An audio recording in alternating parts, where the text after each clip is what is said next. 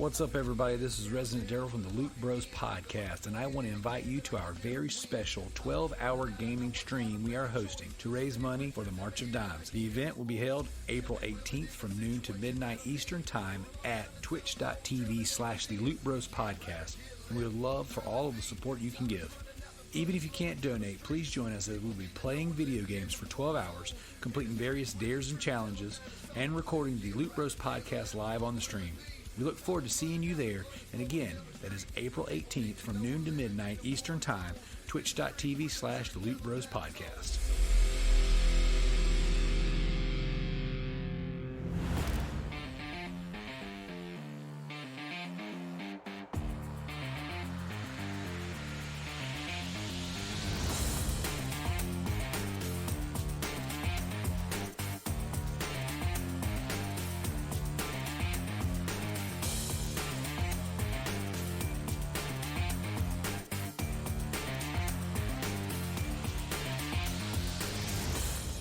Hello listeners, and welcome to episode 55 of Push2Plat. We are approaching the Easter long weekend here in Australia and America. I hope you can spend some quality time with your family, despite all the pressures and all the craziness that is going on around the world today. Now, it is my pleasure to be joined today in a casual conversation, I believe, with returning guest Lawless Llama. How are you today, sir?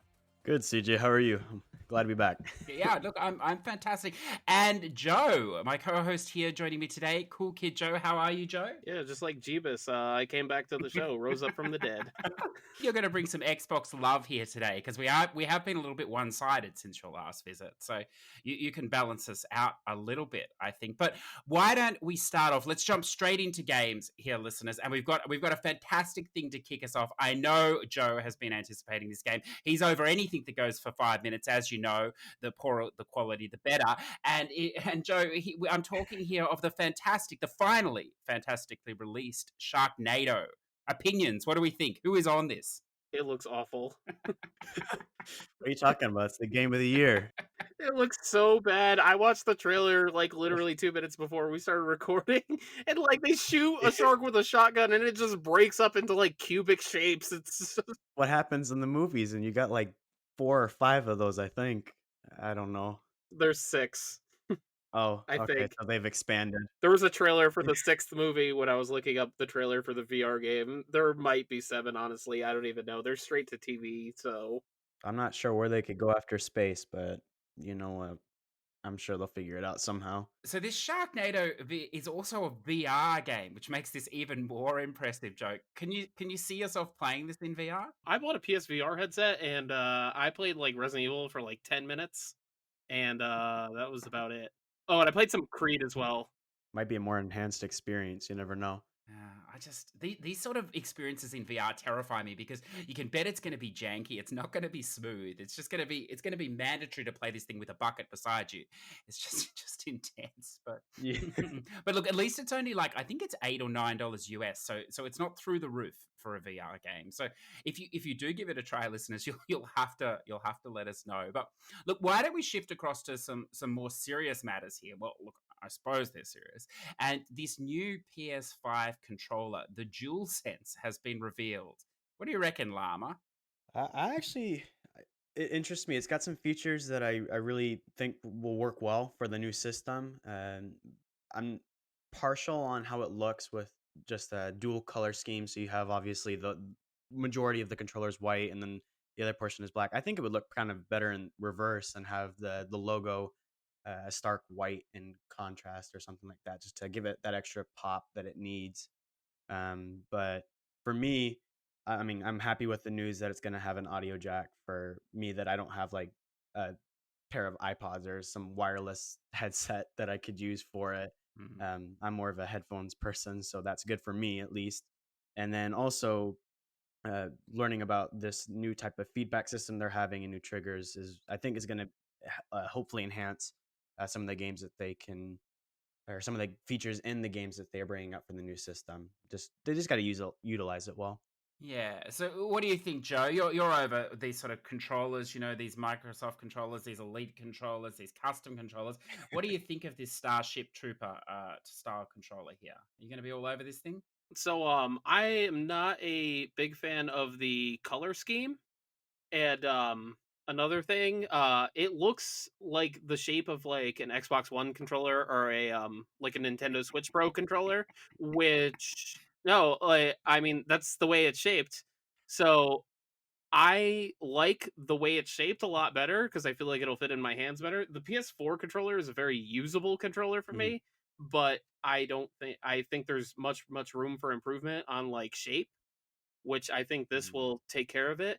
Another thing that I saw, I might be nitpicking here a little bit, but we're talking about the triggers, which that they finally have like vibration in the triggers, which is fantastic, especially if developers utilize it, because it definitely makes a difference on the Xbox One when you play like Forza and like you accelerate, and the more you accelerate, you can feel it vibrate in your finger. Like Mm. that's fantastic. But I noticed that like the PS4 controller, the triggers curve inward, and on the PS5, the DualSense, it looks like they reverted back to the outward curve, kind of like the PS3 triggers had. And I don't think I'm gonna be a fan of that because like you pull too hard on it, your fingers might like slide off a little bit. Because I had that issue with the PS3, which is one of the reasons I don't like the controller. Mhm. That and it feels atrocious in my hands. I don't know. I think it's interesting. I agree with you, Llama. I like the audio jack as well because I use wired headphones uh, for Mhm. the most part. The ironic thing is, I use Sony wired headphones, but they have Bluetooth That's the capability, one. but not with the PS4, which is fantastic. Oh, But I don't know why that yeah. is. But anyway, one arm not talking to the other there, obviously. But one thing I noticed about them being white, I don't know. Maybe you keep a clean house, so it's not a problem for you too. But I actually got a white PS4, and it's relatively clean here, but things get dusty and stuff. And it is amazing how quickly it goes a bit off color. And I'm thinking with a white controller, I don't know, always touching it. That's what I was thinking about too. If it's super stark white, like polar white, you're gonna notice when something is either smudged on it, or I think I was in a chat with somebody on the PSN before, and they're like, I mean, I guess I can't have Doritos anymore while I'm playing because it's just gonna turn all orange and look all disgusting." And Mm. I mean, fair point to him, but still, that's something you got to take into consideration as well. So if they did release maybe like a one that's black or something like that, I think that'd probably be the one that I'd go for personally. The launch 360 controllers are white, and I never really had like an issue with those like discoloring or anything like that. And I mean, you know how much I game, so Yes, that's right. Well, I have a question though for you, Joe. Sony seems determined to avoid, like a skew of controllers like Xbox has done with the Elite controllers. I mean, the only options at the moment are really third party controllers for PlayStation. They won't endorse or make an Elite controller. So, what do you think about that? you mean just like this as being their only controller? Well, I think this is going to be the only controller if it's anything to do with the past. And I really think they're missing out on a market there. I mean, you play, you've said before you play on the Elite controller and then the Elite controller too. Would you, if they did make a SKU and actually officially endorsed, modified controller, I suppose, by PlayStation, would that interest you or not particularly? Oh yeah, definitely. I considered getting one of those scuff ones that are like licensed by PlayStation that they sell at GameStop, Hmm. but they're $200, and it's just like I don't know if I'm gonna like it. See, it's a lot easier for me to commit to something like an Elite controller when I don't pay for it. That's Fair very point. true. See, I want to ask you here, Llama, because I have an Elite controller as well, and I have a third party PlayStation controller, and predominantly they're good for my understanding is for Mhm. shooting games, particularly online shooting, because of the way you can button map and turbos and things like this. You play these sort of games, would you find an advantage in this type of a feature in a controller or not particularly? What particular feature? Well, like being able to remap the buttons, to create loops on the controller or, turbo certain buttons or Yeah, combinations. I think it would be good for some of the more grindy titles that I have. Like I know in the last one I talked about my experience with Super Barman and having that long grind and everything like that. And I mean, right now I have a turbo controller for that, but it would be nice to have like just some way where I don't have to physically tape the buttons down while I go to bed to let it grind out in the background. Mm. Um, and I know that you're gonna have to be careful either way because obviously if somebody remaps it, you're gonna have to make sure that there's a way that they can get back to the original mapping. Because I know, I mean, I don't have kids, but if somebody did, their son or their daughter comes into the room and is like, "Well, I'm gonna change all these buttons," and imagine going back and starting up a game, and you're like, "What happened here?" So that would be something that I would be interested in seeing them implement for sure, is like a feature to do some sort of boosting with the controller, or to hold down buttons, or even just to remap buttons to something that is a little bit more helpful. Because I know there's games that I'm like, wow, I really wish that button or that melee. I think that's a good example, actually. Every single time I play a Call of Duty or something else, and this is probably my own inadequacy at the game, not necessarily something of the game on its fault, but I always like panic melee for some reason by clicking in one of my analog sticks, and I really wish it was just another button. And maybe there is a feature for that, and I just have completely missed it. But I know that there's times when even when I'm streaming, I'm like, wow, really? Because I panic and I hit the melee, and I'm like, the guy's 20 feet away from me. That's obviously not going to do anything unless the air somehow kills him in between us two. But Yeah, that's the so thing. I see you're familiar with my playstyle. Yeah. It works if you're in a small map, just not Battlefield, miles in No, between no. people. I was gonna ask though, what do you guys feel about the new light bar positioning? Because I know that's not necessarily this large chunk at the front of the controller now. It's more on the outside, or the kind of skimming the edges of the touch bar. Well, look, my opinion is, why do you even need it? I don't understand, but I'm not sure. Yeah. do you feel it's actually necessary, or it's just some sort of gimmick? I think it's more of a gimmick. I don't really see what kind of help that would be. I mean, maybe if I know some games on the PS4 have mapped it to where your health is directly correlated to the light bar. So obviously, if you're about to die, I think Resident Evil 2 did that. I could be wrong, the remake, but it's, green when you're at full health, it's red when you're not. But I Yeah. mean, there's clear indicators on the screen. So I think it's more of just a gimmick. I'm not really sure. Adds a little bit of class.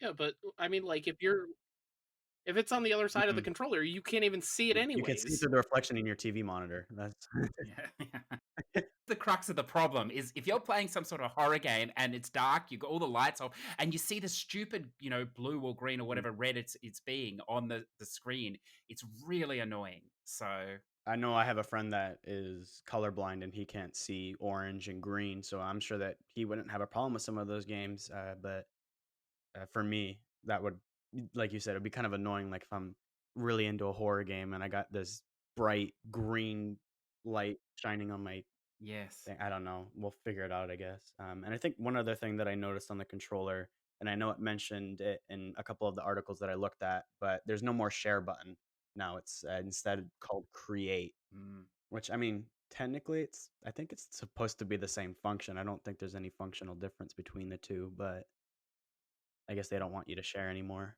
No, well, They look, just want they've you to paid someone a lot of money to come up with the word "create" their overshare, so we've got to acknowledge that. What I'm interested in personally too is the weight of this controller. It's a good shape. I'm Hmm. hoping I can get a good heft with that as it goes across the room through the air, but we'll see. The only other thing I'm interested in addressing on this is, it's wonderful that they showed the controller, but still not the console. What did you think? Maybe the console would come before the controller, or should the controller come before the console? I was thinking we would get something before just a controller. I mean, it's cool, I guess, because it gives you at least a little bit of insight into maybe some of the things that they're doing. But My question is, how much is that you light know, bar going to affect the battery? I was gonna question the battery life in general, because we don't even know Yeah, that. did they put the Switch battery in it or the Elite 2 battery in it? Because if it has that, it should be fantastic. Like the Switch Pro controller, you charge that thing up to full, it'll last you like a whole month. It's ridiculous. The other thing that I noticed, if you like look at it, Mm. like the black Hmm. part of it, like it looks like the white overlaps part of the black. Do you see what Oh I'm yeah, saying? yeah, Like yeah. there's a like a little bit of like a Hmm. layered thing going on there.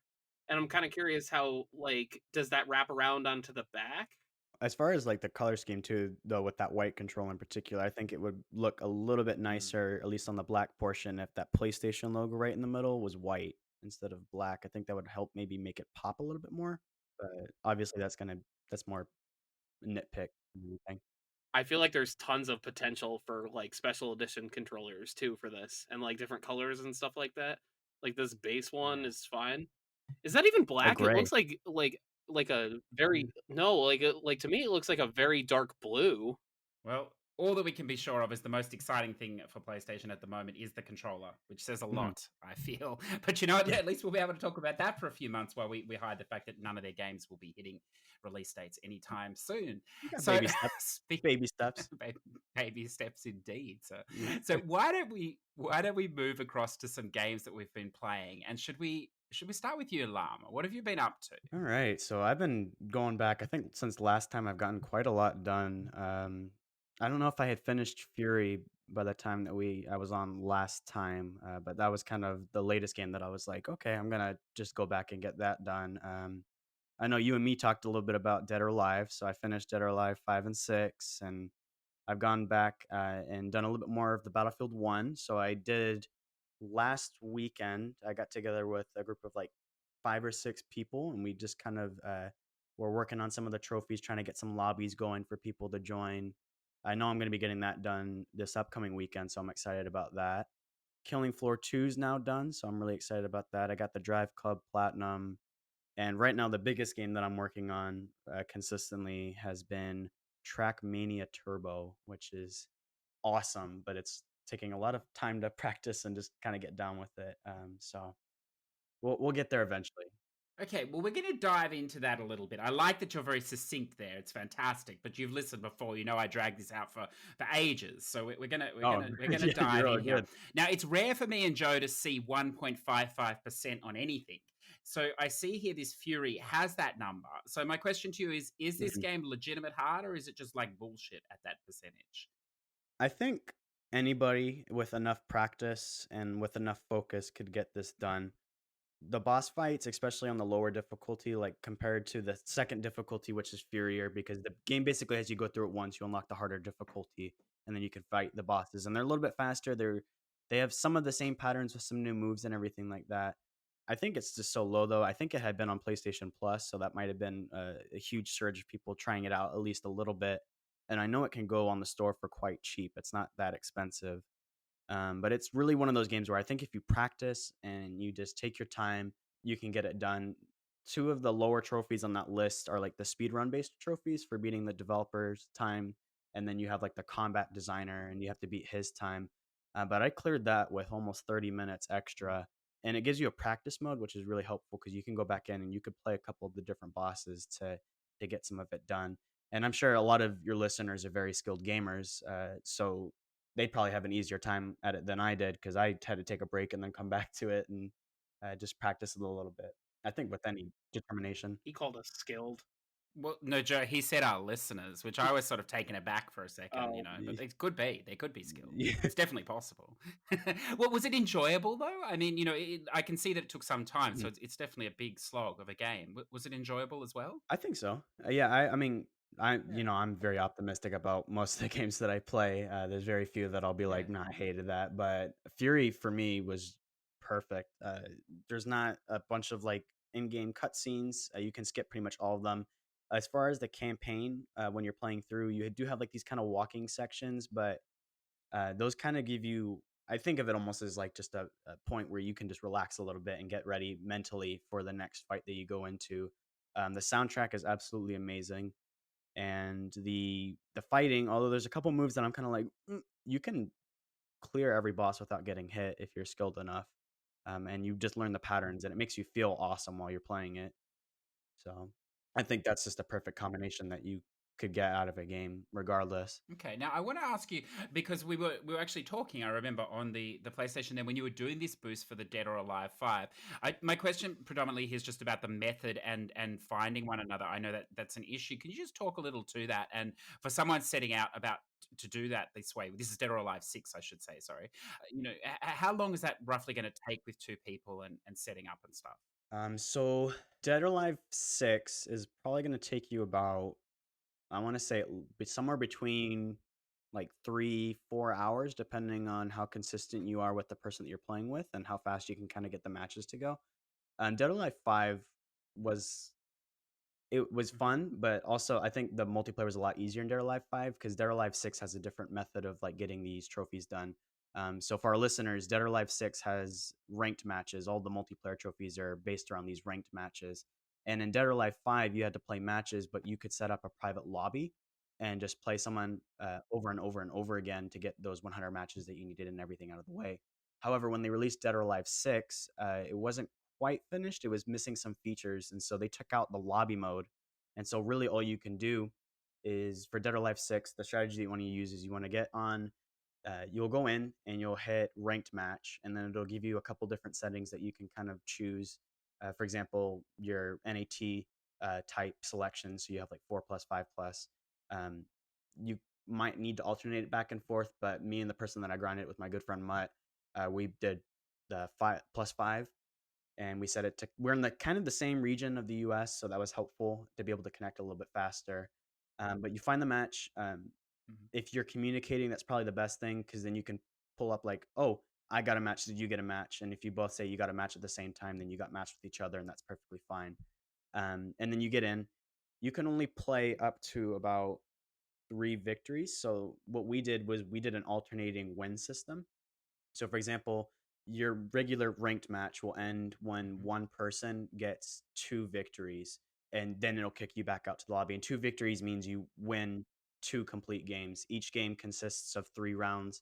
So, if I were to win one, it would, if we were grinding this out, I would win 1 complete game. We'd hit rematch. CJ, you would win a complete game, and then we rematch, and then I would win again. And then we swap. So it was kind of like this 2-1-2. Next round, I'm only winning 1 out of those games. Yeah, it takes a little bit of time. I think the thing that was kind of a little disappointing was like with Dead or Alive 5, since you were in the lobby mode, you could enjoy having fun. You didn't need to win a certain amount of matches. You could just enjoy. Dead or Alive 6 is more like, okay, you have to win 50 ranked matches, play a total of 100 matches. You have to win 5 ranked games in a row, which was, I can imagine that being a little interesting facing random people on the internet, because obviously I'm not skilled at fighting games. As soon as I get to a guy that's a couple ranks above me, I might as well just set down my controller, because I'm not going to be too effective. But I think if that's another one of those cases where if you have determination, you got this in the bag. Yeah, I know we briefly talked about that trophy, and when I play these sort of games, I deliberately try and play them really early, because I know the longer you leave it, the more likely you're going to run into highly skilled players, because they're going to be the only ones left. And Oh, for sure. Yeah. yeah, without boosting, that 5 wins in a row could be very dicey these days, depending on who you could run up against. Yeah. You may keep running up against the same guy, which could be brutal. But Yeah, there was one person I faced, and I was like, yeah, I tried my best, but that isn't happening. no, no, it's not fun. Now, look, I don't often, I mean, because I don't play these sort of games, so I'm always fascinated with this online, and the systems that work here. Now, with this Battlefield and stuff, you're explaining, how you were going to potentially have to rent a server to do stuff and this, but then I noticed you've got 1 trophy left in this game. What's actually involved in this? The revolution is coming. So the revolution is coming, requires you to beat 2 of the operations that were part of one of the DLCs. And so operations are longer length matches as opposed to something like maybe a conquest match or whatnot. The operations Mm. have you kind of playing this weird, it's a weird dichotomy of like attack and defense players. And so the defense people are trying to take over points of interest on the map that are held by the attack. So it's almost like conquest where you're capturing flags, but you have to hold them both at the same time. And the attackers are trying to reduce the numbers, or no, sorry, I swapped that somehow. The attackers are trying to capture the flags, and the defenders are trying to kill the attackers. And the attackers have like a certain amount of lives, so they might have like 250, but you play it in stages. So if we were on defense, we kill 250 attackers, it goes immediately to the next round. But there's another 250 attackers that you have to kill. And as defenders, you can only get pushed back a couple times. The hard thing with Battlefield 1 is, since it is considerably older in comparison to maybe some of the newer Battlefield titles, you don't really have a lot of people playing the conquest matches. And I've been trying to get some lobbies set up every once in a while, but you'll get maybe 6 people tops, and you need 20 people to start these matches.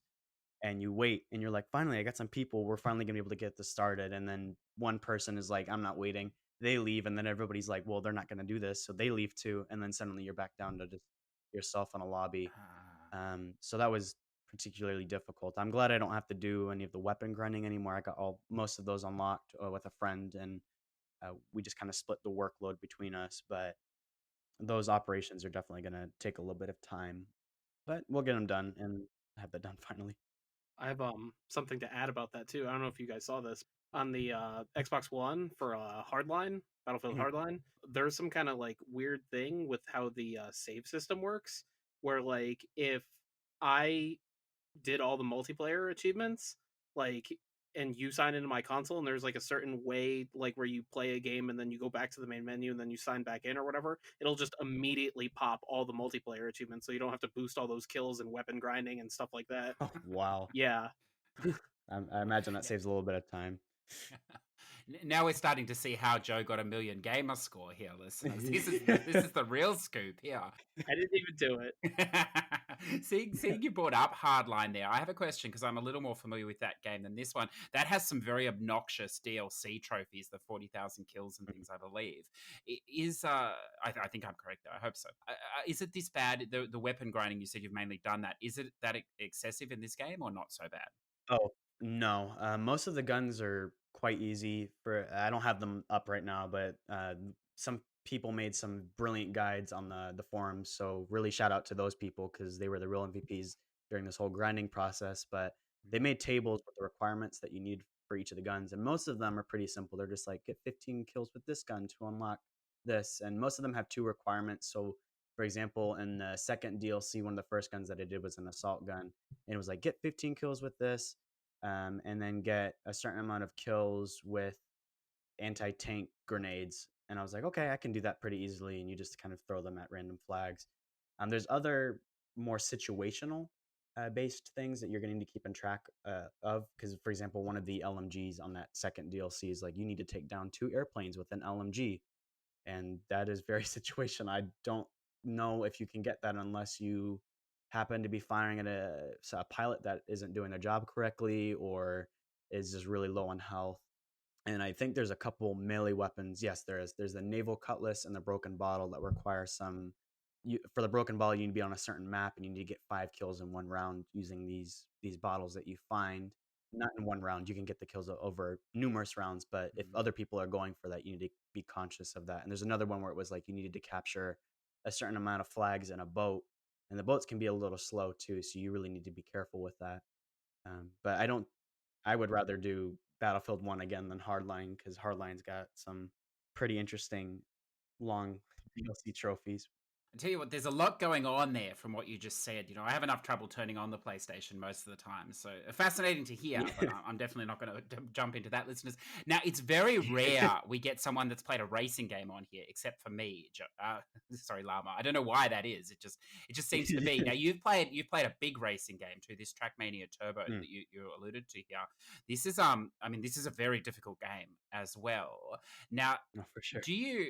I mean, I found the curve in this game was pretty tough for me. Like, admittedly, I didn't put a huge amount of time, but I put a fair bit in, and I was okay through the silver medals and stuff on the green track. But once even I got to the blue, I found it was really kicking up, and I know there's more to come after that. How are you finding it so far? Because it looks you're a little bit further than I got. You've done the blue, so you must be around the red now, heading towards the black. Yeah, I'm very blessed. I had a good group of people. When I started this game, I initially started streaming it, and one of my administrators for the Coffee Cove, Dirt, one of my really good friends, he's platinumed this before, and he was just like put because you can follow ghosts to get certain medals, and he's like just put my ghost on and to help you learn some of the mechanics and like drift timings and everything that you need. So I think with that and just with some good tips from the people that were in my chat at the time, I was able to get a good grasp of the mechanics, and I really enjoy it. The matches, obviously, when I start getting towards like the black tracks, I know they're going to be like 2 minutes long, even just for a base one, not even counting the multi-lap tracks. But I think the game for me has been enjoyable.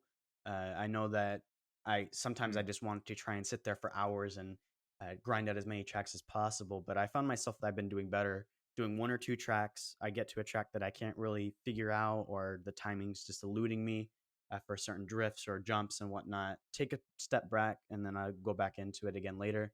I try not, obviously I recognize like this isn't going to happen if I keep trying to play it while I'm frustrated, because that's just gonna make me play worse. But I think it's really addicting. It's been taking me a while because I haven't been stopping until I've gotten the gold medal, and I think I'm on the red tracks now. I'm stuck on a multi-lap one right now at the moment, but I'm excited to see what the future holds for that game. Yeah, yeah. It's a good point that you make about the ghosts. Yeah, I'd forgotten about that. But I mean, one of the things that I loved Mhm. about this game is it's very fast. Like as you said, the tracks may eventually get to Oh 2 yeah. minutes, but predominantly they're shorter tracks. And one of the problems that I have with games like this is that I like the rally and the circuit games. So often, if you make a mistake in a rally course or a circuit, there's enough time to recover overall. But in Mhm. a game like this, there's really there's no margin for recovery. Yes. But then on the flip side, the reload is really quick in this game from memory too, isn't it? So it's Mhm. just a matter of restarting, Yes. restarting, restarting, which is great. Yeah, it's just a matter of hitting the circle button and it sends you right back to the beginning of the track. Yeah. And most of the tracks, like I said, are pretty short, so they're not too bad. Of course, I haven't gotten up to the black tracks, but even like what you said with the blue ones, I had to stop for a little bit and like just kind of reevaluate and be like, okay, I can't do this right now. I'll come back in a little bit and try and work on that. So I wouldn't give up on that either. I'm sure that you can make a lot of progress with that too. Yeah, no, I agree with you. I think it's a game you come back to because I played it ages ago, and I thought it was going to be something. I didn't think it was going to be exactly as tough as it was actually when it first came through. But yeah, I Mhm. agree with you. It's a game that the game that you chip away at, and I mean the other game that we'll move on to you in a second, Joe. I apologize, but it's No, it's that fine. we get two racing games, so we have to really pad that out. The Drive Yeah. Club is another game. I mean, it's fantastic for chipping away at. I see that you're doing some of the DLC. One of the regrets I had with this Yeah. game was that I platted it before most of the DLC was out. So I ended up having to do a Um, lot of monotonous grinding of just distance and, mhm. and points or whatever. Did you, now I see you've only done a bit of it. Did you have to do that grinding as well, or did you just do it through the DLC? I did a good maybe half of it through the DLC. Obviously, I still got over 15 of the DLC packs to do, and I'm slowly chipping away at that every once in a while because I don't want to burn out too much on that.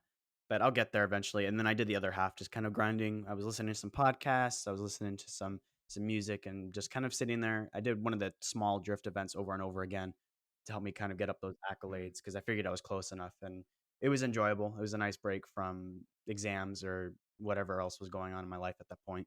yeah. Yeah, no, it's a CJ, it's a great game. Yes. Drive Club or Forza? Well, it's not that good a game, I can tell Yeah. you.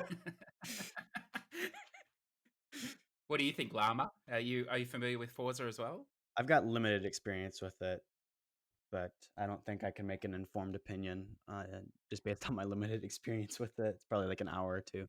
Yeah, it's still very arcadey, this Drive Club. I think it's not a simulation. I mean, it's not Mhm, it's not full arcade either. It's somewhere in the middle, I think. So it's mhm. not as arcadey as Horizon, Joe, but then it's not as sim as Forza a numbered series. So would you compare it to like maybe Grid? Yeah, yeah. Yeah, I'm thinking of the new grid actually. I like Grid a lot. Mm. Yeah, in some ways, I think I mean, it's very similar because the new grid comes with the episode sort of packs and the different races and stuff. So yeah, with the DLC, I think though. Correct me if I'm wrong, Lama. Is this still attainable, or did they turn the servers off on this? I can't keep up with it. So right now, if you have not gotten a couple of the trophies tied to the online game modes, it is now down and it is impossible to grab. So that includes Yeah, there's one for like I somebody told me it's unobtainable. I need to check this again. So please correct me if I'm wrong with this, anybody that's listening. But there's one trophy that's like for driving. Was it 1,000,000 miles or some large number of miles while in a club? So I started that at the very beginning because I knew that was going to take a certain amount of time. There's one for sending a certain amount of challenges as well to somebody else and kind of beating them in those. That's no longer available. There was a scare for quite a few number of weeks at the beginning of March because something was going on with the servers, but someone reached out to them and they managed to fix it in time. But those servers shut down March 31st, so just a little bit ago. yeah. DLC is still fully obtainable because that doesn't tie into the online experience at all. But sadly, it's a now a bygone era of online Drive Club. Yeah, I did forget about that lifer trophy. That's right, drive at least 1,000 miles as a club member, which is Oh, it's 1,000. yeah, Okay, thank goodness yeah. it wasn't 1,000,000. I got 1,000,000 on the brain with Bomberman right Well, now. there is So the new grid game requires something like 1 million, something insane. The circumnavigation of the Earth.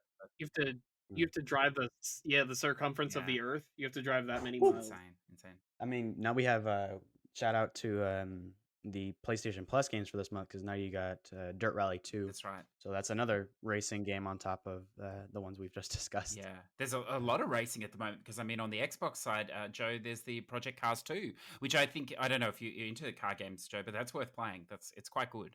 Maybe not for the completion, but for the game itself, it's quite good. Yeah. Yeah, I played the first Project Cars for like a little bit. The second one I bought it the day it came out. I don't even think I opened it. I don't remember when it came out, but I feel like it came out when there was other stuff, and that was like towards the bottom of things I wanted to play. I could be wrong. It's worth it. It's worth a look. It's worth a look. Now, Joe, why don't we go across then to what you've been playing? There's a lot. There's a lot. Yeah, there's a lot that's not in English as well, my friend. How's your pronunciation going? It's usually pretty okay. So to start off, I got my 300th flat yesterday, and I did Round of applause. Leisure Suit Larry, Wet Dreams Don't Dry. Game was fantastic. Mindy wrote an awesome guide for it as well. Did have one issue with the game. None of it was her fault, but the game froze on me. And I don't know if you guys saw me in the Discord yesterday, but I was kind of bitching about it because there's no autosave in it. And it's 2020, and we're still making games that don't autosave. So did this require another playthrough, or? See, there's a part where you have to make one save where you kind of violate a statue, Okay. and you can violate the statue as if it were a woman, or you can violate the statue if it was a man. So I got past that point, so I did kind of have to go back a little bit to that point to get it, and it was like 2 full pages of her guide I had to go back. So, but like I kind of cruised through it because I didn't have to find anything, because like some of the little things or whatever like that you have to point and click on are like really tiny, like that whistle outside the jail cell or whatever, and I didn't even know like where I was at that part. So like I'm looking for this whistle on the screen. I'm like, oh, where is it? Where is it? Where is it? And it's like this tiny little dot. I noticed you made a comment, but I wanted to ask you as well. How do you think this game holds up today? I personally had a lot of fun with it.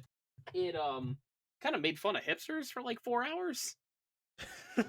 I mean, I don't think like people under the age of probably like 23 or 24 and under, like that's an appropriate game for them, because it would probably offend them.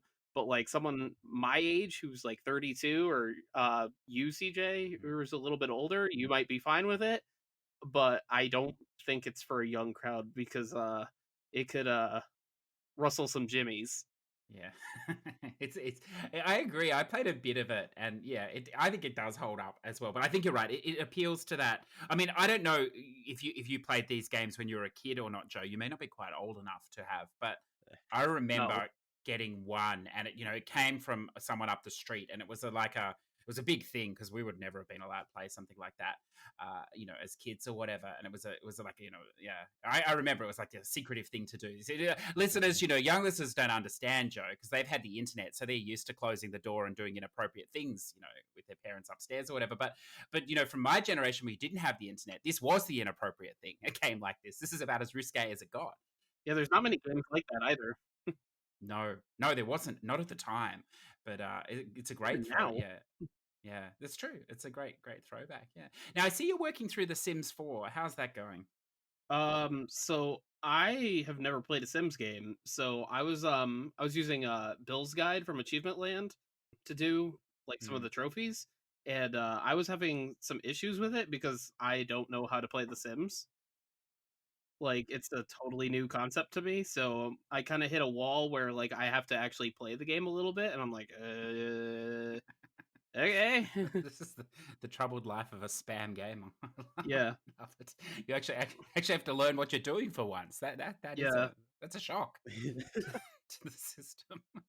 Now, I want to ask you about this Waroom thing, because I played this the other day too. Do you remember? It was only a couple of days ago. What did you think of this? So Waroom is a game where it's 10 minutes for the 100%. There's no platinum. I talked to Alex, who's Black Vulture 2K16, about it. He was the one that told me how easy it was. He's like, "Yeah, you just click the screen and you get 100%." And I'm like, "Oh, okay." So I was playing it, but I was kind of like trying to pay attention to it, and I just imagine that it's like you just did like all the acid and like I didn't give you guys any of the acid and I was like, oh, let me develop a game real quick. Um, this would be the end result. That's a very good description. Yeah, it's. Yeah, like I didn't save any of it for you guys. It's just like I did it all myself. I was trying to figure out when I was playing whether it was a tech demo or what it was, but it was just absurd. Yeah, I don't know. But yeah, look, you're right. It's easy. Now, what else would you like to throw out there? I played the EU stack of It's Spring Again, which is awesome. Because Hang on a you second. literally just, You're using the word play very liberally there, Joe. I am. No, because you just hit the autoplay button and it just goes through the whole game and you don't have to do anything. Like literally anything. It's fantastic. Llama must just be disgusted at this point, I think. He's just like, what is going on here? I'm just thinking positive thoughts like always, so it's okay. I mean, I didn't go up almost 40 levels by playing games like he's playing. No, that's true. That's true. But yeah, slowly but steady is the motto with my account. yeah, I'll get there. It's Spring Again is two stacks, isn't it? Am I right in remembering that? Yes. Or is it? Yeah. Yeah, it's NA and EU. Yeah. Okay. And I don't know if you looked at my profile, but there's a lot of visual novels on there. Yeah, there is. Now one thing I'm going to ask you that's not on your profile, although you're probably been engaging more with it than most of these games that you play, is the Tiger King. Now I understand you've watched this all on Netflix. Is that correct? Yeah, that show is fantastic. It really is, isn't it? I took your recommendation, and I'm about 3 episodes in, and obviously we won't go into it because I know it's already come out new for people. But it's fantastic, isn't it? My question to you is that what it's really like in America? Not here, but in that part of the country, probably. It's just insane. It's just like I'm watching like everything unfold, and it's just like I can't even believe that it's a real thing. Yeah. It's like everything. Every episode is just something new and ridiculous. I'm not sure if you're familiar with this series or not, Llama, the Tiger King or whatever. Is it just called Tiger King? It's like, yeah, I think I've seen the memes, and I've seen a couple interviews with the people that were behind helping with the production, and one of them kind of baffled me. I don't know what was going on. I know it was sort of style, or maybe it was from the people that made the documentary for SeaWorld with the killer whales. I think it was the same people. Yeah. Can we talk about like all the layers of Inception in that TV show? Because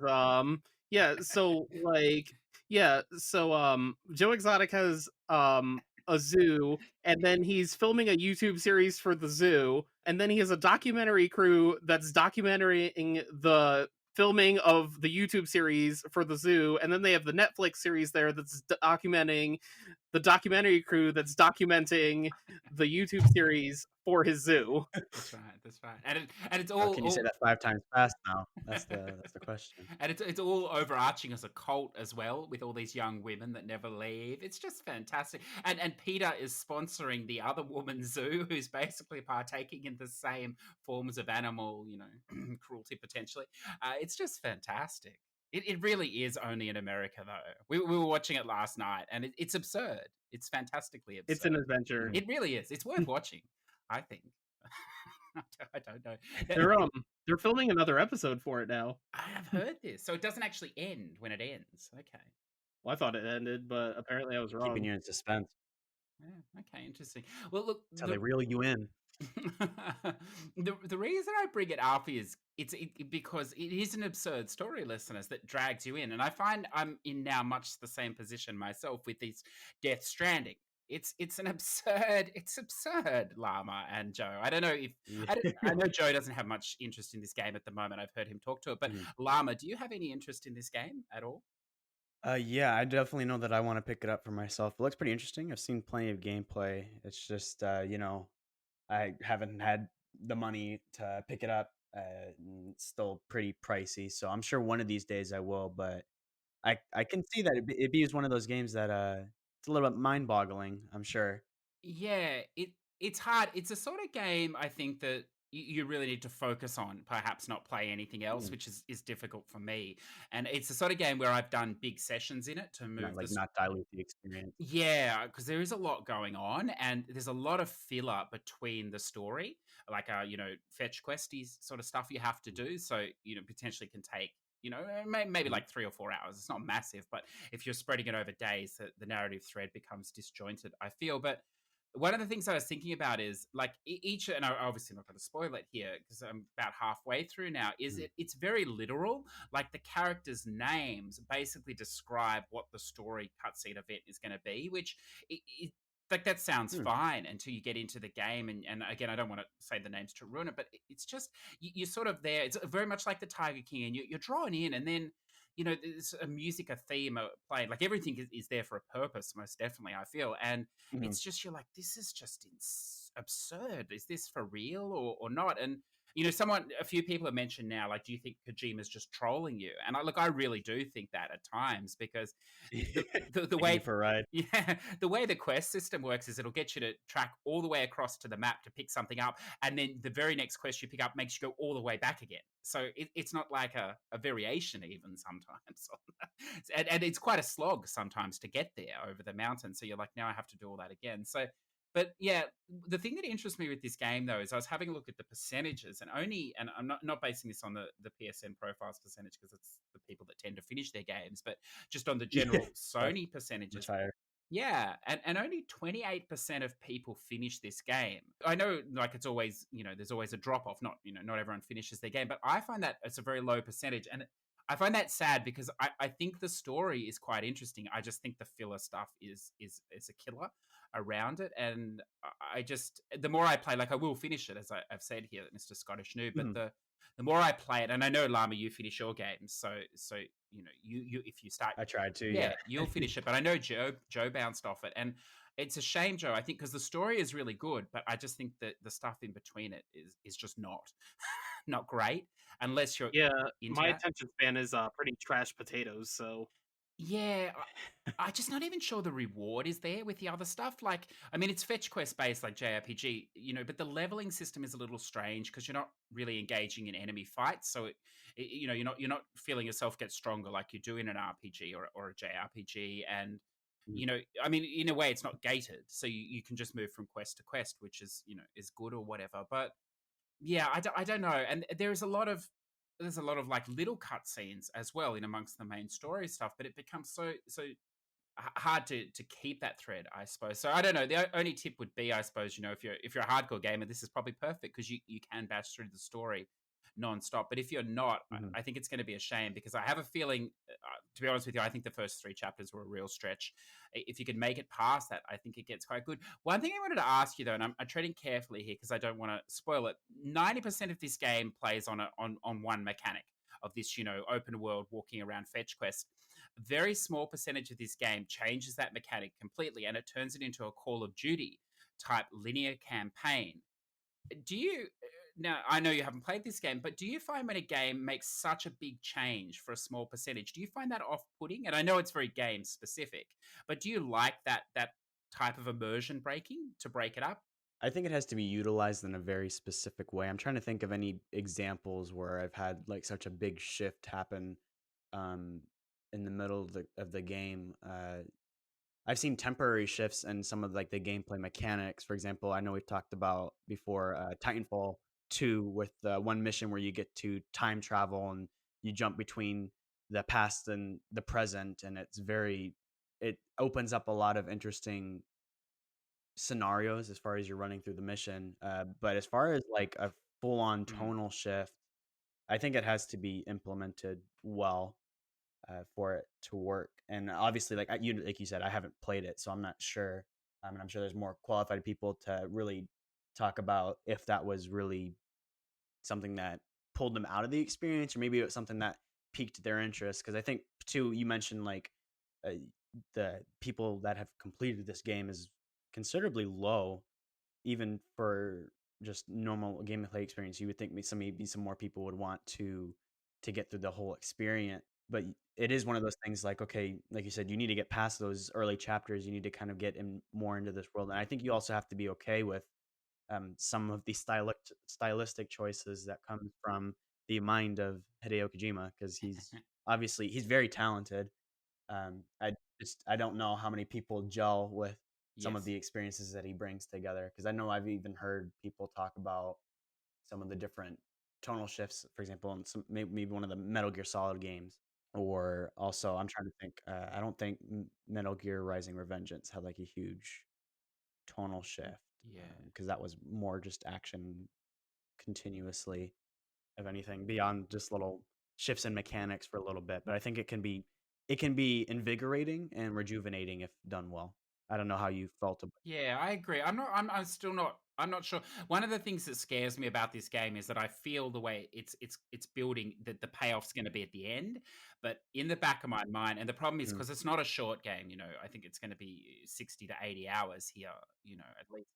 You really have to Yeah, and, invest and in the it. problem is when I look at other games that I've invested in, like the Assassin's Creed, the recent Assassin's Creeds, or the Final Fantasies, that are massive games, you really enjoy the whole experience, or I need to enjoy the whole experience to invest that much time in. And I have a really bad feeling that I may get to the end and feel that it was a waste of time. And I think looking at percentages and from what I've read about people that aren't fans of this game, I get that feeling that they invested a lot of time and they just felt that at whatever point they got to, that was the drop off point for them. They'd seen enough because the kick. So Mhm. it's an interesting thing. As I said, I definitely finish it, but that is in the back of my mind. And then the only other thing I'll throw out Mhm. this week, only because it's a little bit different, it's very different, and again, unfortunately, will be buried on the store. I feel is the Operencia, the Stolen Sun. This is by Zen Studios. So this is an RPG adventure.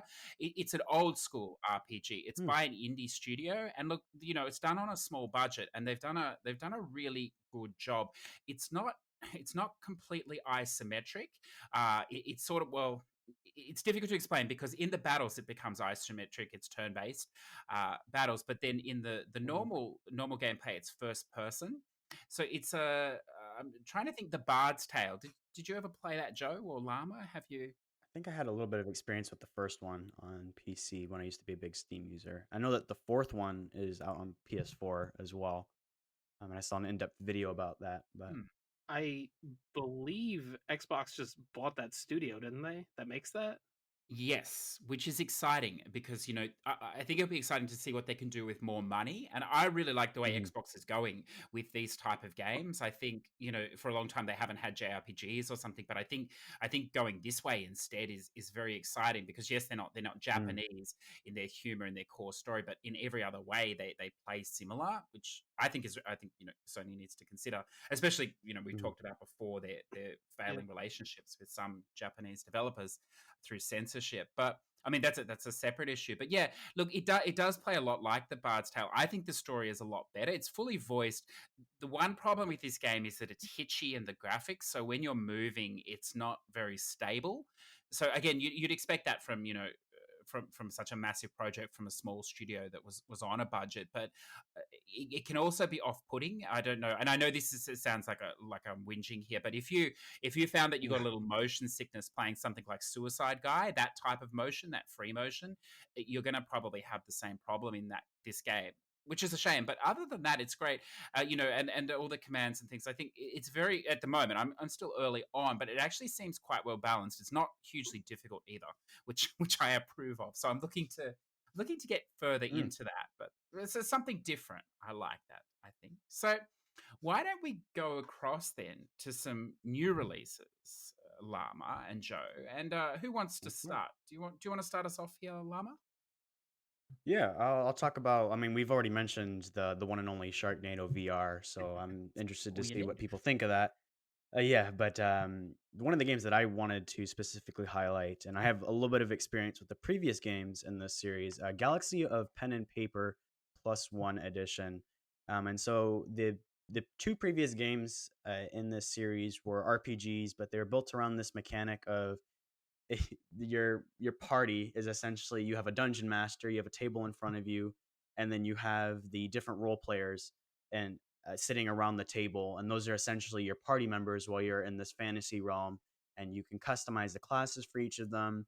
There's certain attributes and other little bonuses or what is the word that I'm looking for? Maybe upgrades that you could use by using money to purchase things to sit on the table. I think you could purchase like pizza and would help with health or whatnot in the previous games. Um, and you explore this big map. You jump between different places. You get quests. So all of your typical RPG tropes just kind of turn on its head a little bit with that idea of you are essentially playing as a group of role players and the dungeon master who is guiding this D&D style campaign. And so Galaxy of Pen and Paper is the third game in this series. And this one has 6 new playable characters. It has planets and different biomes to travel to. This is an updated version. So obviously, there's going to be a lot of different balancing tweaks. They've got some new achievements and some new features for these people to play in, and additional content, bosses, characters, places to explore. I just think it's one of those games. I should note, though, it does not have a platinum. It's purely 100% experience. But I think this is one of those things, and I know I've said this on my own channel, it's worth branching out to. Even if you're typically someone who just goes for platinums, I think this is something that's worth branching out to as an RPG. I have had a ton of fun with it, with the previous titles before, even on the PC, and they've been ones that I've been looking forward to seeing what they're going to do next as far as the studios, what they're going to do next in the future as well. Yeah.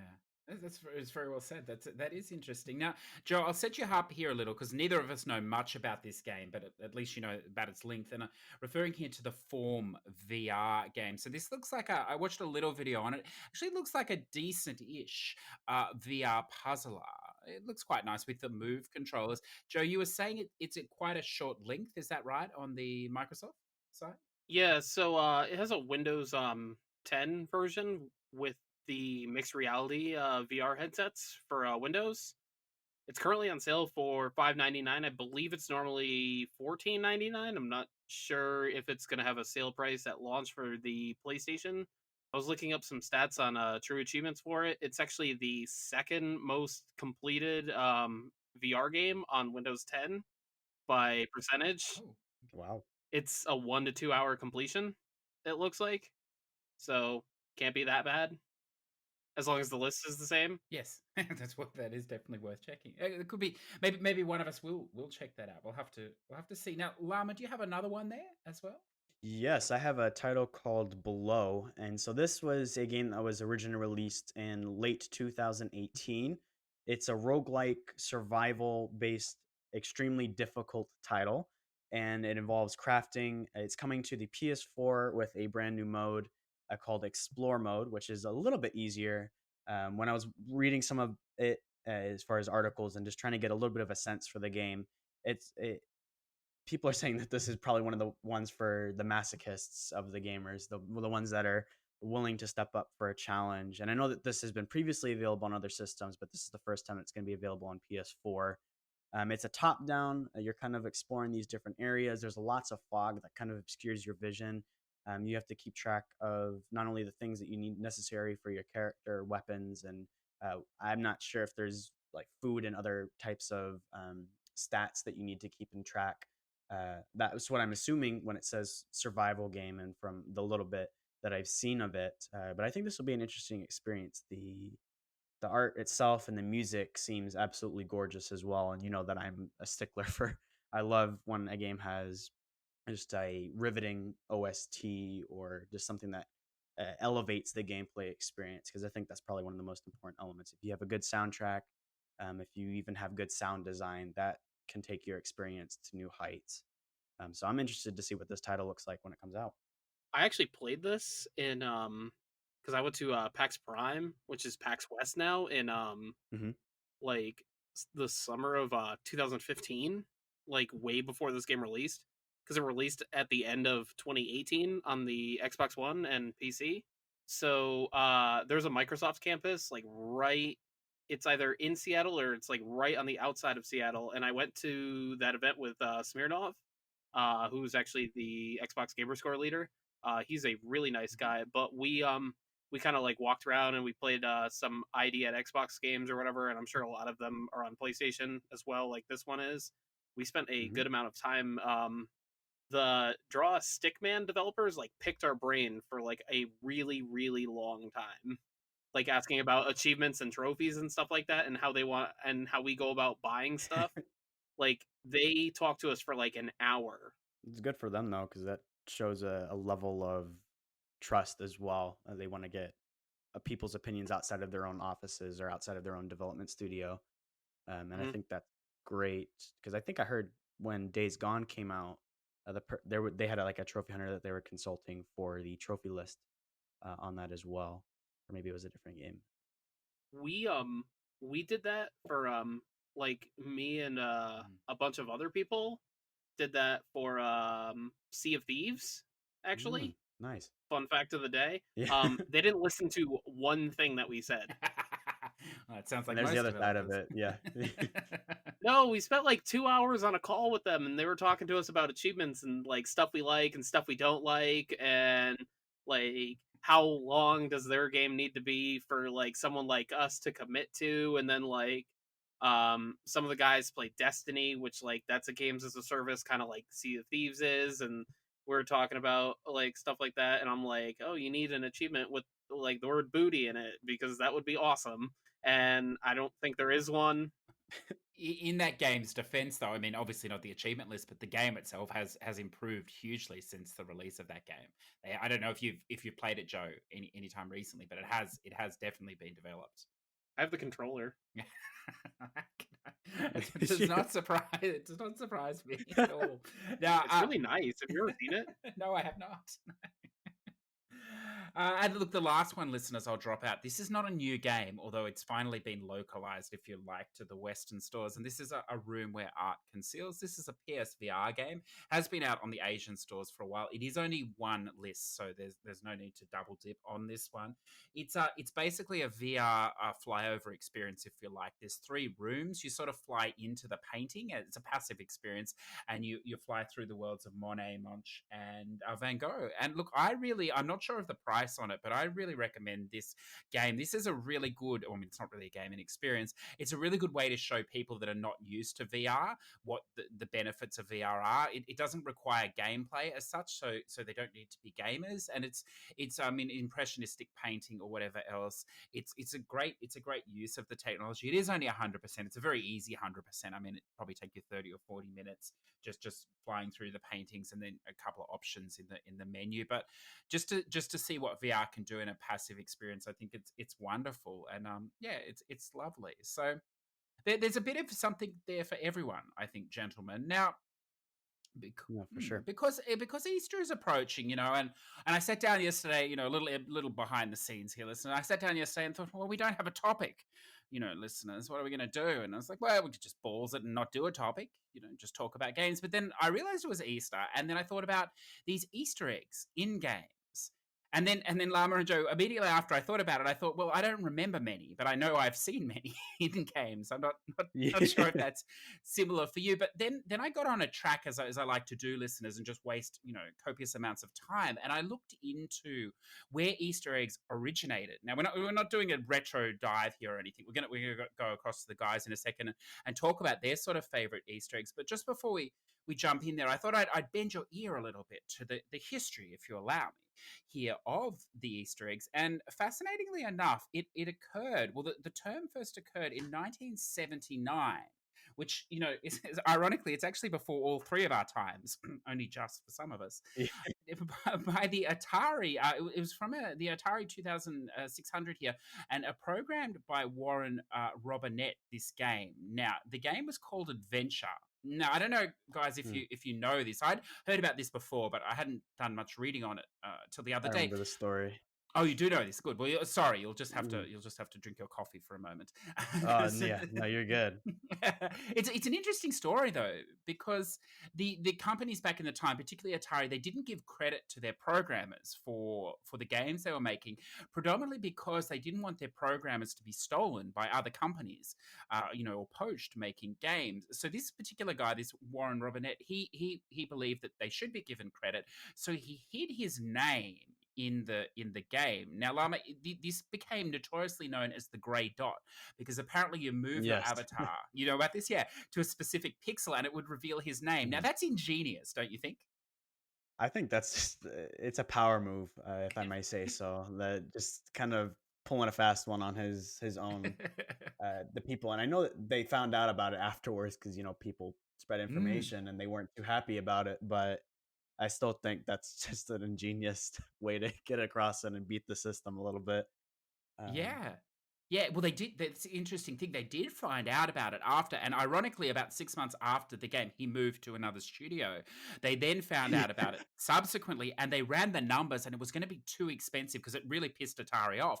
It was going to be mhm. too expensive for them to fix it. So the then director of software development for Atari, this Steve Wright, he coined the term Easter egg. This is the first official coining, if you like, of the term, and he convinced Atari that they should let it go. It was sort of almost a nice thing for the fans, and he even went a step further, encouraging them to do this in future games as well. So this is sort of the birth of it. It wasn't necessarily the first time of it, because now this is a real throwback. I don't think any of us will know this game, but this Colossal Cave adventure, which was actually the precursor to this adventure game in 1976, it used secret words to unlock commands in the game. And then also in 1977, there was an arcade game here, this Starship One, again before our time, where if you, now this is actually an arcade machine, if you actually hit the machine in the right place, physically hit it while you're hitting the right combination of buttons, in the name of the programmer, Ron, would come up and it would say, "Hey, Ron." Now, what's most fascinating about this is no one discovered this until 2017, which I find that's off the charts. But I think it's great. Now we're gonna, as I Wow. said, we're gonna jump to the guys in a moment, but I got a couple more for you here that took a while as well. In 1978, the video Whizball, programmed by Bradley Reed Sets. Now this wasn't discovered, his name in the game, until 2004 either. So a lot of these things can take time. I don't know. I'm interested to hear what your guys are ones in a moment, but some of these take years and years, and then there's some that are absurd as well. And this is interesting, Joe, because I know this is on the Microsoft side here, but again, perhaps not in your vein. This is the 1997 Age of Empires. There was actually a code you could Mhm. enter to change the stones from the catapult projectiles to cows, which, which is it's wonderful, That's isn't it? fantastic. It's Beautiful. wonderful. But the other thing that I found here, listeners, and I was reading, is that as they evolved, they really embraced the fandom. That became the point of them as they were accepted, and then they started to spawn mini games. Now, this is a game I think, well, I know two of the three of us have played, possibly all three of us. The LucasArts Day of the Tentacle. Now they actually put the Yeah. original, you know about this as well, yeah, the Manic Mansion into the game. You could play it on a home computer hmm in the character's room. It's fantastic. Now, what about this They're one? ingenious. They're ingenious, aren't they? This one here, this one, Mhm. I mean, this is perhaps the most famous code, technically an Easter egg. It came, the Konami code. Which game did this come from? Does anyone remember? Uh, Contra, Not or was it Contra. before that? It was before Before, that, actually. Castlevania. not Castlevania. It I know was left Contra was in one of by the most popular mistake. uses, but He forgot to take it out. It was Gradius was oh, the okay. first one, and he left in. Obviously, it's gone on become famous. For Famous, yeah. Konami. Yeah, yeah. And then the other one. Now, I found this fascinating. I know we have a few Sonic fans as listeners here, but sometimes these Easter eggs were used to rectify problems with the game itself to help get through certification. So obviously, back in the 90s, the certification through getting through Sega, through America, and also Sega Japan was challenging. There was a lot of back and forth. And this Sonic 3D Blast, what they did was they knew there was a problem with the game, but they needed to push it through, and they could try and fix it later. So what they did to convince them that it was okay was they found this system that if the game did crash, in effect, if there was an unidentified process error, you could hit or slap the corner of the console, and it would jolt the cartridge enough to bring you back to the menu select, and they could get around it. Otherwise, there was Wow. no known workaround at the time. So that became a standard Easter egg practice for that game. Isn't that fantastic? That's once again just one of those methods you don't think about, and No, no. the ingenuity of these older developers, for Yeah, sure. yeah, yeah. Working with the limitations of the time. But let's, Yeah. Joe. I'm sure you're like, well, how old is CJ to remember this time so well? But why don't we go to your favorite Easter egg or Easter eggs, Joe? So you sent us a list to go through, and I thought the entire thing was garbage. Well, no, it was just before your time, Joe. Though a lot of those games were newer on there. Yeah, so I managed to find three. I did a lot of research today at work while I was kind of looking around. One is in a PC game that I have actually never heard of from the late 90s. It's called Blood, and it looks like Oh, I love Blood. yeah, and it looks like in like the maze there's a reference to The Shining, and there's actually like a Jack Hmm. Torrance like at the end of the maze all frozen like holding the axe and you can shoot him, which that's one of my favorite movies from when I was a kid. And I also just recently watched Doctor Sleep as well. I still Ooh. have that on the cards. Yeah. Llama, would you like to throw out one or two? Sure. Real quick, I love Blood. That's fantastic for me. Is I love horror games and horror video games. So, actually, on the subject of horror and how much I love that, I have one of an infamous Easter egg from the Resident Evil 2. Both the older one that was released on PS1 and as well as the remake. And so I think most people will know this one. But as a huge fan of the Resident Evil series, I felt like I would have been doing an injustice if I hadn't included this on favorite Easter eggs. And so in the original Resident Evil 2, you could enter into the STARS office, and by clicking 50 times on Albert Wesker's desk, in that you would get a little bit of a camera roll that needed to be developed. And this would have a picture of one of the characters, Rebecca Chambers, and she's one of the main characters of Resident Evil Zero, which was kind of like the prequel, and you can get it as part of the Origins collection. And so most people didn't find this out because when you click on the desk at least once, I can't remember exactly what it says, but it basically seems like, okay, you're not going to find anything interesting. And I don't know who had the thought to sit there and click on this thing 50 times until they got something out of it. But it turns out that in the recent remake of Resident Evil 2, they brought this Easter egg over. And instead of clicking 50 times on the desk, because that's not longer possible, you can position yourself in such a way on the left side of the desk, if you're facing the door from the desk and the desk is like on your right. If you look in the left side, there's like cabinet that's open at the bottom, and aiming just in a particular spot, you pick up another camera roll from Albert Wesker's desk with another picture of Rebecca Chambers on this. So I thought that was a pretty interesting Easter egg to shout out from that series. That's fantastic. Yeah. Oh, that's creepy. I like. Look, I'm gonna hijack you here for a second with a Resident Evil 4 one, and Yes. I Okay. wonder if you know about this one, or are you Uh, gonna do this one? no, I didn't have it on mine, so you go ahead. But Okay, well, I'll only tag it on just because you mentioned Resident Evil 2. Now, I found this fascinating. This took 12 years, apparently, to find. And this is the man in the green jacket. So, mhm. apparently, after the helicopter, this is spooky, after the helicopter crash sequence, this man in the green jacket can be seen in like a non-playable area in the background. Now, Mhm. it's very difficult to make out or something or whatever else, but he is there, apparently. And he's also holding a sign. Now, it's a bit of conjecture of what the sign actually says, but there is no valid reason apparently for him to be there, which is it's just fantastically creepy. I love it. Mhm. 'Cause you'll need to do some different options and even get like your hands on a sniper rifle to be able to zoom in just to get like a glimpse of whatever it could Yes. be saying. That's just Mm. genius. I don't know. I love it It's when next developers level. do something like that. Yeah, yeah. Do you have another one for us? Um, yeah, I can do. I'll save the Battlefield ones till the end because I got a couple that Yeah. I just want to quickly shout out. But another horror title, I guess, while we're on this roll, while this one isn't as scary as something maybe like Resident Evil, is from Doom 3. And this is an Easter egg that can be found both in the original Doom 3 and in the recent reboot.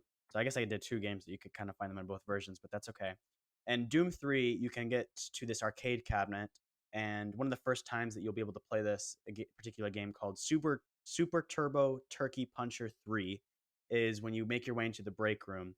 And there's a little bit of an Easter egg. I don't think many people will have noticed this.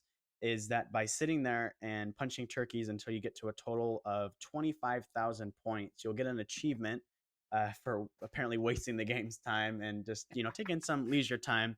And you'll also get a message on your PDA from the organization in the game docking your pay for wasting valuable company time for just sitting there and punching turkeys. Um, and I wasn't able to quite see if there was something kind of similar as far as an email or anything that you could get in the new one because I haven't played that myself. But I do know that it is playable in the new Doom 2016. I'm not sure about Doom Eternal. That one has been recently released, but I'm sure either someone's found it or will find it quite soon. That's fantastic. Okay, I love it. I love it. So the other interesting thing about these Easter eggs then is, and I wasn't sure if this was an Easter egg, so I'm going to slip it in here anyway, because I have to slip something from Final Fantasy 15 in.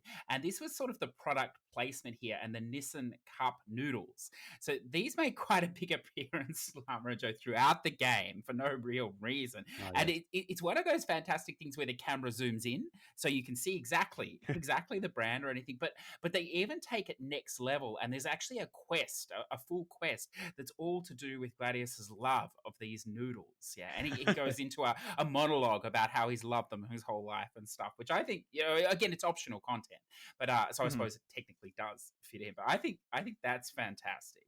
And then That's just beautiful. it is. And then, of course, now the one that's a real mind bender for me, because I'm slowly working my way through Alan Wake and Quantum Break at the moment, having played Control, is that in Control, there's a ton of documents. There's documents everywhere in this game. Mhm. And there's a series of documents that specifically reference the other Remedy games, particularly Alan Wake, but also Max Payne and Quantum Break. And they basically overall, and this is not a spoiler, they overall suggest that the games are all set in the same world. That's what it's basically implying, which is, it's a bit of a mind trip. I'm not sure if you're familiar with those games, Llama, but they're on edge enough as it is. But they're obviously going to, potentially tie all this in at someday down the future, which I think, and these are particularly hidden ones, I think is Mhm. fantastic. I was thinking, because I know I've seen this as well, that in Alan Wake, you have the collectibles, which are the thermoses that you collect with the coffee and whatnot. Which I love coffee, but also like in Control, you can find one of the thermoses from the Alan Wake game. I'm interested to see what other references there might be, considering that they just released the first DLC pack, The Foundation. I'm not sure if anybody has maybe particularly spotted something that could be in reference to one of those previous games or whatnot. But I'm sure there's plenty of people with very keen vision and just being able to point out these little things and make connections very quickly. So I'm interested to see what will get picked out among the new DLC and however long that takes as an experience to complete. So, Joe, do you have another one for us? I do, and I'm kind of upset because I just heard Llama talking about Alan Wake, and that's definitely one of my favorite games. So, CJ, I don't do this a lot with you, but I am a big fan of sharing memes. Yeah, I actually there's one in Life is Strange, with the like Oh. surprise dog with the bug eyes. Yes. You know what I'm talking about? If you No, I don't know. oh, like the little like light brown colored dog or whatever, where his like mouth is wide open. Mhm. I'll have to show it to you guys, but if you read your like emails or your messages in Life is Strange, you can like see it kind of like in like a Twitter feed or something Mhm. similar to it, like the game's equivalent to it, and you just see like the surprise dog, Mhm. like a little cartoon version of it. That is This is fantastic. beautiful. Now I have one here for you, Joe, because I know you're a fan of the Arkham games. Now, was it Arkham Asylum you played recently, or was it Yes. one of the other ones? Okay, so I found this interesting. I don't know if you already knew about this one, though. I'm not as familiar with the game as you, but apparently the Quincy Sharp's office, it took 3 years to find, and it actually came via a leak from the developer. A fake wall, if you like, that couldn't be scanned or whatever else with the bat scan, and it needed a combination of explosives to open it. Are you familiar with Mhm. this room? I am. I've never personally done it, but I remember seeing it when it came out. Yeah. Yeah. Apparently it had leaks, and pictures and things that reference the sequel, Arkham City, at the time, which is fantastic. Yeah. I love that. And then look, I know Llama's got a couple here, but I thought I'd sneak this one in because I don't think he's going to do this one. And it's a bit of flavor at the time, although I think these are very well known. This is Uncharted 4, of course, and it has numerous Mm. references here to The Last of Us, if you like. But I knew about the poster. I think we all knew about the poster or whatever. or whatever. But the other two that surprised me was this Savage Starlight poster, which was the comic apparently that Ellie reads in The Last of Us. There's a poster for that in Uncharted 4. But the biggest mind spin for me was apparently in Chapter 6, the brothers Drake, in the living room. If you go upstairs in the living room, on a table, there's a statue of a native person pointing his bow and arrow upwards. Now, the same statue is in full size in the Last of Us Oh, DLC. cool connections there. Yeah, I know. I know. I played both, and I would know. Like, I would have Yeah, never found that, but I think that's interesting as well, isn't it? Yeah, yeah. Now, Llama, do for you sure. do you Actually, I have want any? to shout out real quick. I don't think it counts as an Easter egg, but I thought about mentioning this before. I love that the developers put in the little trophy for the stage fright, just to kind of poke fun at Oh themselves yes. with the whole situation that happened when they were doing the demo. I just think that's ingenious, and that was gave me a laugh because I wasn't even aware of that until I started playing the game myself. But that's great. As far Yeah. as great Easter eggs too, I think a lot of Easter egg hunters really look forward to new Battlefield games because a lot of the maps have some pretty interesting Easter eggs for them. And so I have a collection of three of them. I'm going to mention two of them, and I'll go into a little bit of grander detail with the third one that I have. But one of the first ones that I have is tied to Hardline, which I think is funny because we mentioned this earlier in the podcast about this game. But in Hardline, in one of the single player missions, you can actually get you could pick up an alligator and use it as like a gun, quote unquote, for your character, which I think is amazing. You just basically, there's one mission where you have to run around and you have to find 3 skinned rabbits, and then you kind of drop those off near a pond where it tells you, and you could pick up this alligator and use it to go ham on your enemies. So I think that was fantastic. If anybody is interested, you can look up Battlefield 5 Crab Rave Easter egg, and you'll find a nice one that requires you to do a couple things around a map. One of the things involved that is finding records and then playing those at separate points. And these little crabs will kind of come out, and then they'll all spawn back in this one particular area in front of the statue, and there'll be a bunch of like lasers and lights and just fire and all this crazy stuff as they start dancing to a rave song. And one of my favorites, I think, is hilarious, and I envy the people that discovered this because this must have been quite a shock. It takes place in Battlefield 4 on the map Nansha Strike. I think I pronounced that right, but we'll see. And this is called the Megalodon Easter egg. And so with this, you need to get a certain amount of players. I'm not sure how many is typically required, but in the video that I watched, it almost looked about like 10 players were all gathered around this singular buoy that's within one of the waters on the outskirts of the map. And when they were doing that, when you gather 10 people around this, you'll hear a noise, and a giant megalodon jumps out of the water and completely crushes anybody that is standing in that particular spot. Now, I've seen people that have gotten multiple different shots of this. So there's some people that have recorded the shark falling on top of them, where there's been others that have been able to capture the full majestic glory of getting crushed by this giant shark by circling around in a helicopter where it is. And I'm pretty sure if you got too close with a helicopter, it would also kill you in your vehicle.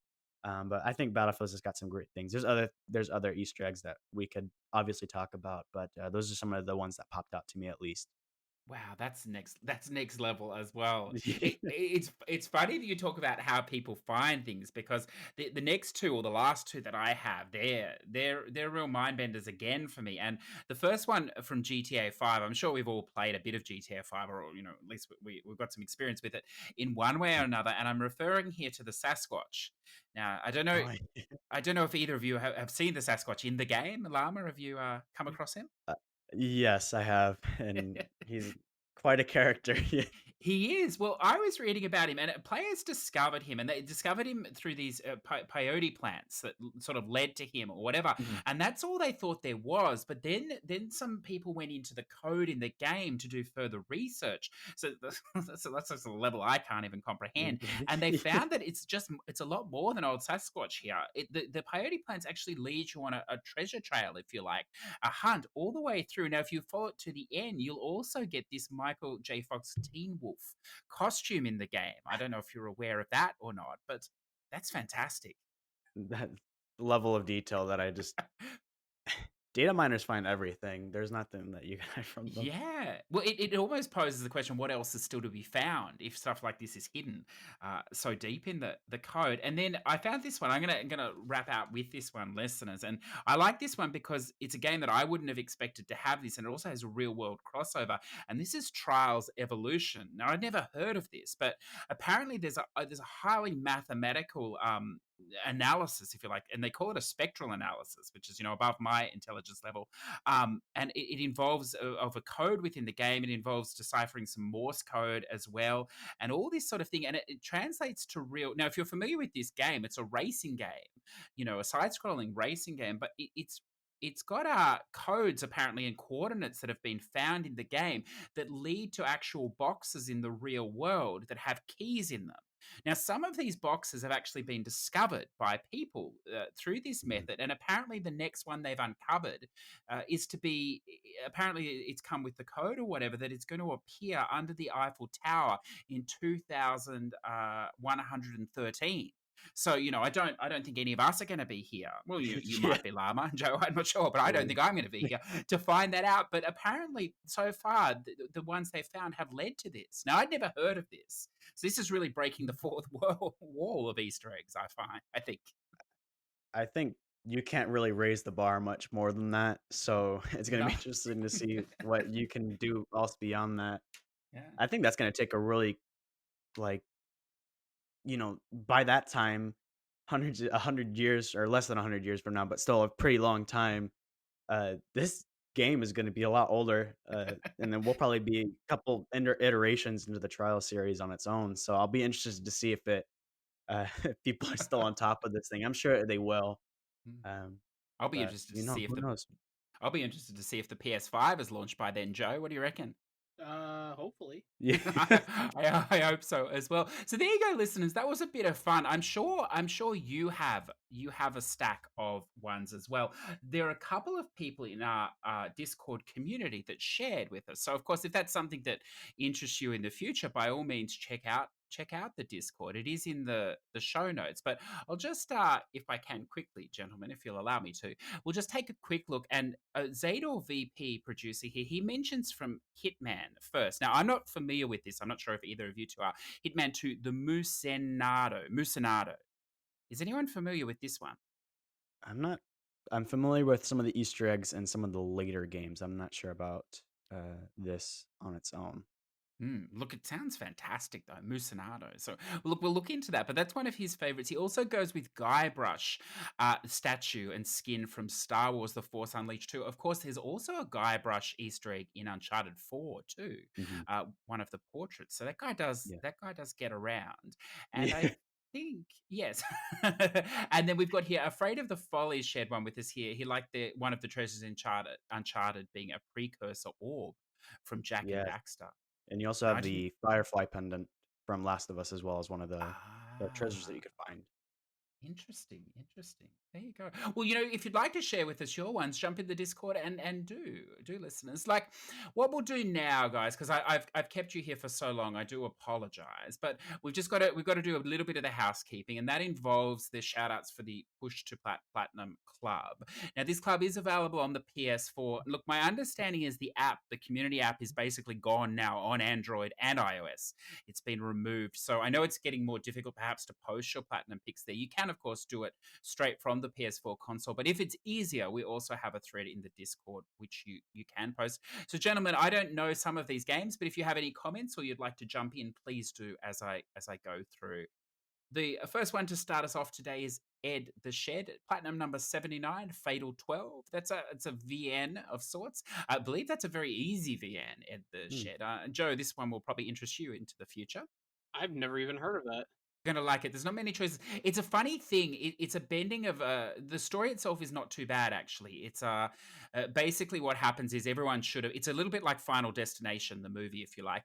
Everyone should have died on this train, but they're spared and they're given 5 days, if you like. I think it's 5 days to continue living, but each day somebody has to die, and so you sort of through your text choices, it leads to this high council, if you like, and at the end of the day, depending on who your alliances with, you sort of vote on who's going to die, and your aim obviously is to make it to the true ending to make it through to the end. If you read it, Mhm. Ed, which I have a feeling you probably didn't, but if you did, I would, if you're interested, I would recommend it. It's quite good.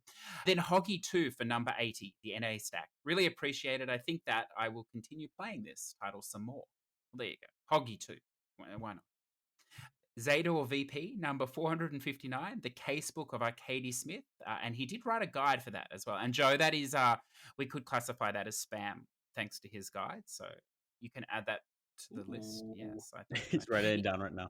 Yeah, he is a little bit of a funny story here, Llama. He won't appreciate that I share this, but anyway, it's too late now. And it's got one of these arcade runner trophies at the start. So we were just going to Mhm. sidebar here. I apologize, listeners. And it can be a little bit difficult, I suppose, if you're not used to it. But the rest of the game is really, really simple. So as a result, that's pushed the guide number right up.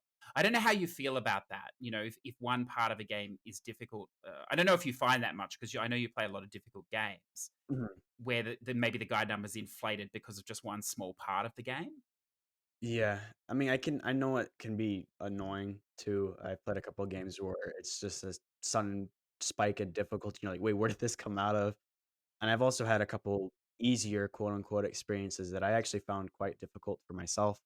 And that can be, I think Square Boy versus Bullies was one that I played, Oh, and that's yes. one of the few spam games that I have on my account. But I've only done it once because for some reason, my brain was just not wrapping around some of the combat, Yeah. and I was getting owned, and I was like, okay, I don't know about this, No. doing this again. That's not you. That's the game. I can assure you with that one. Yeah. Okay, I'm glad because I was like, man, like Yeah, it's not. you think you platinum Fury and you can do, these other really hard No. experiences, but Well, we've discussed this is definitely a topic for another time, but you perhaps are too skilled for spam games. That's an issue. Joe and I are very lucky. We are yeah, low skilled, so we fit perfectly into the target market for these sort of no. games. We have no problems. Then we have Teresa Bricks 2 and Unicorn Princess 100%. That's a lovely title, that Unicorn Princess. Takes a while, but lovely unicorn too. I hope you enjoyed that. Sounds majestic. It really is. Congrats to that lad. It really is, yes. The Mind is a City, Mindy. My Dalmatian donkey, and I won the championship. Well, you could take that a lot of ways, I suppose, but she's referring here to my little riding champion, which is surprisingly challenging. That is true, and I think that has an obnoxious trophy where you have to sit on the horse for 24 hours or something, just to leave your system on, because that's always fun. That doesn't sound comfortable. Mm. Wow. Ouch. I feel sorry for that Yeah, for rider. that donkey as well. Yeah. And then Azuravon, number 41, Doom Eternal. We're getting some serious stuff coming through now. Ooh. EDJ3DG, Resident Evil HD. This was my intended screenshot. Only to be disappointed with a blank screen. Well, that's also an interesting topic for another day. Why are so many platinum pictures just black screens? Do you get this same phenomena, Joe and Llama? I'll let Joe go first on this one. Not really. Okay, then I can Joe's talk. games are over so quickly. There is no black Yeah, screen. no. I think one good example that I can turn to as far as like pictures, because I've turned off my pictures for a little bit of time because it would just like I don't look back at them. I'd rather not just have them, and it's nice when I'm streaming where I don't have to have a black box pop up because I don't have a capture card that can support that. So I gotten rid of them for that time being, but I know I've turned them on for a couple of games as well, like some of the Uncharted games and whatnot. I don't know if I still have those pictures, but one game that I want to shout out though, Days Gone, because whoever did the trophies planned them to pop in such a way that whenever you look back at the pictures, I don't think there's any black screens involved with any of the trophies that pop in that game. So whoever was in charge of doing the trophies and whoever was in charge of that really brought into consideration, like, we want to make sure that when people look back at these pictures related to their trophies, they're thinking about some of the experiences or maybe some of the plot points that they passed through on the way there. And so I think that's just phenomenal. I think that's something that I would like to see more, either with the end Yeah. of the PS4 or the beginning of the PS5. That'd be kind of cool. And that would definitely influence me in like, wow, I want to turn back on pictures again because it's not just gonna be a bunch of black screens anymore. Yeah, a lot of the garbage I play is just very uneventful. So it doesn't matter. Yeah. Used to think that too, because then I know some people are into staging certain plat shots as well, and I understand if they're story based, they Mhm. could potentially be spoilers. But a lot of the game, not all the trophies are. So yeah, it could be. I like that idea, Lam. It could definitely be done. That shows a bit more commitment. I've noticed that a lot of the VNs don't have that option. Hmm. Like every time No, it's just like every time like I have it like set up or whatever, because like I do it with like the indie select games. Like I try it like every time I unlock a trophy, I try to use that to like share them for Mm. like on Twitter. And whenever like I play a VN on the PS4 or whatever, and it tries to take like a screenshot, it's like, oh, this feature is disabled. This feature is disabled. This feature is disabled. And like Oh, sometimes, yes. yeah, no, sometimes you play the VNs and like you get like 8 trophies at once. So then you get a trophy and then the message pops up, and then you get a trophy and then the message pops up, Yeah. and it's just like it's it's obnoxious. Yeah. Mhm. Japanese developers are notorious for blocking their cutscenes.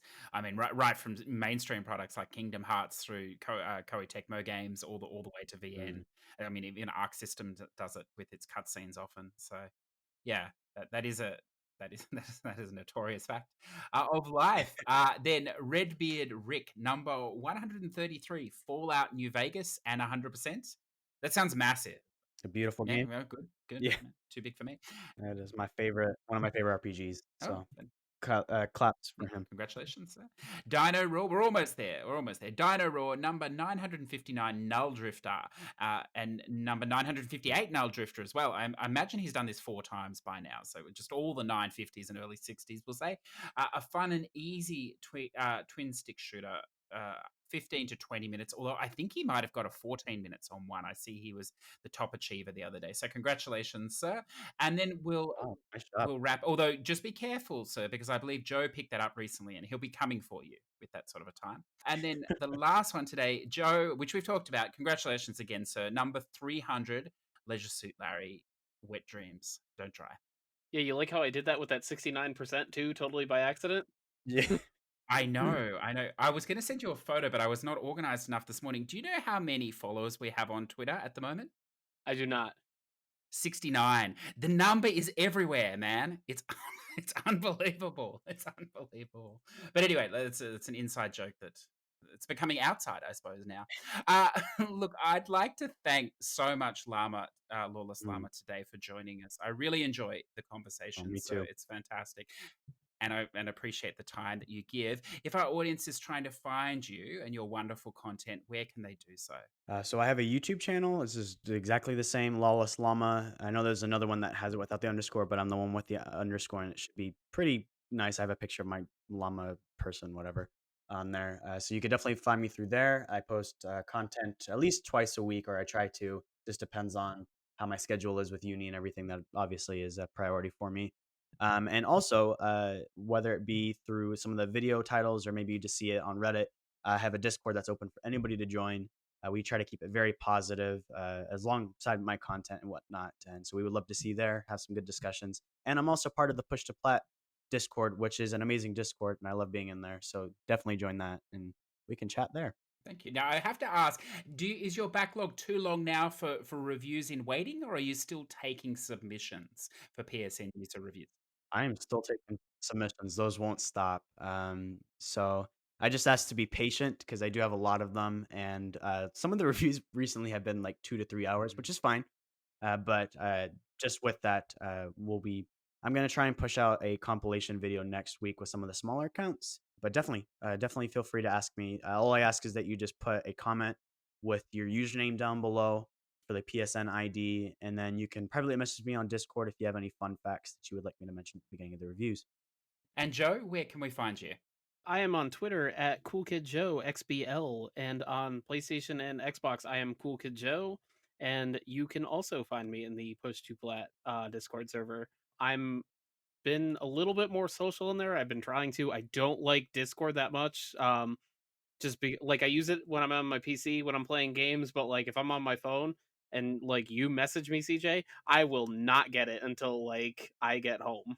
No, that's understandable. Well, maybe we'll see some more memes from you in the future. I would enjoy that in there.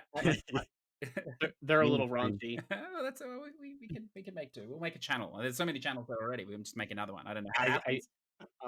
I think I might violate some rules. Oh, okay. Well, no, you can't do that then. I'm sorry. So I do want to thank you, Joe, for joining us. It's wonderful to get a little bit of balance here with the Xbox love as well. I've appreciated that today. So, listeners, if you're trying to find the show, it is available on all good podcast providers. If you'd like to reach out to myself, Mindy, Joe, or look, even Llama, because he's in the Discord, can do so via the Discord, which will be in the show notes, or you can reach out to us on Twitter at push2plat, or send us an email at push2plat@gmail.com. If you'd like to get your platinum shouted out, jump into the PS4 community. It's a free community where you can post your pictures, or again, you can post them in the Discord. So have a wonderful, wonderful week. I hope you had a wonderful Easter as well, listeners. I hope the trophy hunting is acceptable at this time. I understand there's some good games dropping around now. I just hope for the future. I think we're in a very unique position, and I think perhaps that's all we can do. That and keep smiling. There you go. Yeah. Until next week, have a wonderful week. Thank you, Joe. Thank you, Llama. Thank you. See. Push2Plat Podcast would like to thank our Patreon producers, Zador VP and Olcero, along with all of our other Patreons. They provide us the opportunity to bring you this weekly show. If you like what you hear, why don't you check us out on Patreon at Push2Plat Podcasts.